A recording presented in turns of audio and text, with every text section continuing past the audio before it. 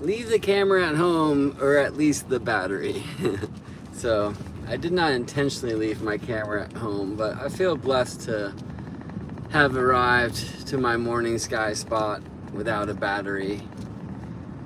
I didn't intend to wake up to get out here this morning, though I have been doing my best and doing a really good job at coming out every 10 days, or rather every 10 degrees, to film the evening sky hours after sunset, and to film the morning sky at least an hour, hopefully two, before sunrise, for my constellations community, and very much for me to have this experience of the sun moving through the stars.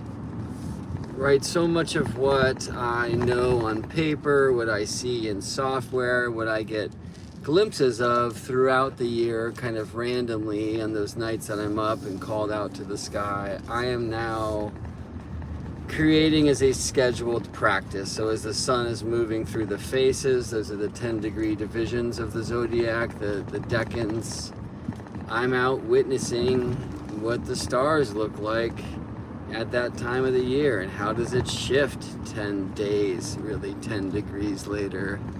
And it's been amazing. So I filmed last night, and then interestingly my battery died just at the end of the video, my night sky video. And then this morning I woke up because the baby was crying and just wanted to support mama, and so bounced the baby on the yoga ball for some time. Our baby Maya is named for one of the stars of the Pleiades, so I took her to the only place in the house where the Pleiades can be seen.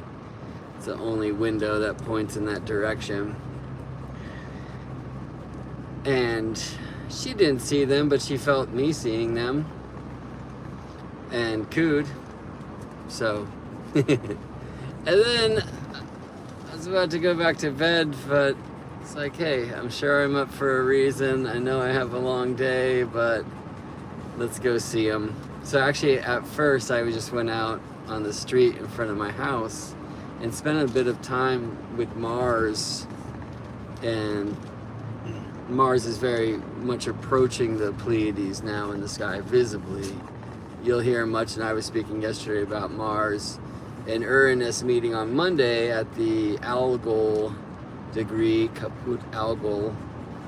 But if you go outside and you actually look at the sky, what you're going to see is Mars next to the Pleiades and Algol very far away. And then if you do, you might be like, wait, why? How is that an Algol conjunction? It's an interesting conjunction or question, and then you get to learn a thing or two about projection and perpendicular lines, longitude. Anyway, what I want to share about is this morning I get out there, and I wasn't there with the dead battery, I was there with no battery. And I found this out actually before I got to my spot, because there's two things I always do when I get out with the sky. One is I connect to the land. And that was kind of instantaneous this morning because, I don't know, I think we saw some coyotes, and Isabel, my dog's with me, she started to chase, and fortunately she listened to me when I said no, and I gotta say that word quietly, I don't want her to think I'm saying that to her now. Izzy, you're a good girl. You're a good girl. Yes, you are. Yeah. Anyway, she listened, which was great. I think she got a pretty good lesson some months ago when she didn't, and got skunk butt right to the face. That was fun. Anyway, so yeah, we connected to the earth pretty quickly thanks to some animals, and especially because I have a bit of fear around pumas out there right now.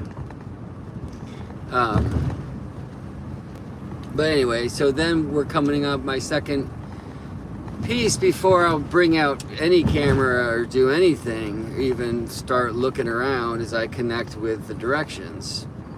And it's really nice at my morning sky spot. I mean, it's a drag that I have to get in the car and drive for about 10 minutes, but whatever, it's a 10-minute drive. Then I have to climb a hill, whatever, I get to climb a hill, and that gets the blood going and all, right? And as you're climbing this hill, which is actually paved, it's like a utility access to a reservoir and a cell tower. Deep in nature. Anyway, so as I'm going up this hill, I'm walking right towards Polaris, right towards the North Star. And so it's not only like convenient for being able to like get direction and then go through my directional practice, but it's also just like such a clear reminder. And when I'm in a hurry, and oftentimes in the morning side I am, because, you know, the Earth's not going to stop spinning for me. The sun's going to rise, and when the sun rises into the 12th to illuminate the Earth, he hides the heavens, right? I mean, even before that, the sun in the first, like you're starting to really lose many of the stars. Even before that, the sun in the second. That's why the second was called the Gate of Hades. I've been on here talking about that before. So anyway, I'm running up. We hear, I think, coyotes. Isabel starts to chase. I say a two-letter word, and she's such a good girl. Yes, you are. She stopped and came back to my side. It's really nice to have her out there with me. Then I'm coming up the hill. There's Polaris. I do my work with the directions. Sometimes that will take 20 minutes. Today it was very quick because I wanted to get up and do this work. But then overhead, I saw this very bright light. First I saw one on the horizon, which was Jupiter. I was like, damn, like Jupiter is Jupiter. Which, if you know what I mean, if you've been initiated. And last month it wasn't like that. Jupiter was just returning from under the beams of the sun, and Jupiter was Jupiter then, but it wasn't Jupiter then. And so it's crazy, because if you really watch Jupiter over the course of the months, as sun moves from conjunction with Jupiter, which you can't see, to the opposition with Jupiter, which is in the middle of Jupiter's retrograde period, when Jupiter is brightest and Earth is closest to Jupiter, and all sorts of things, you will really learn a thing or two about everything.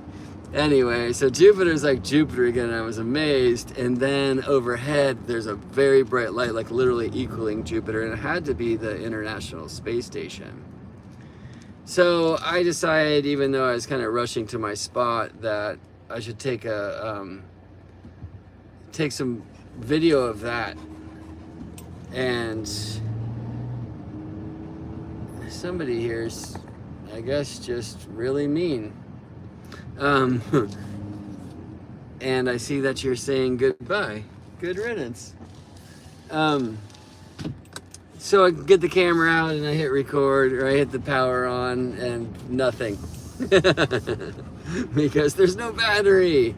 But then the nicest thing is I got to spend half an hour with the morning sky, with no need to teach, no need to share, no need to take a picture I might never look at again, or post on social media and then move along. You know, like I really just got to be with my rising star.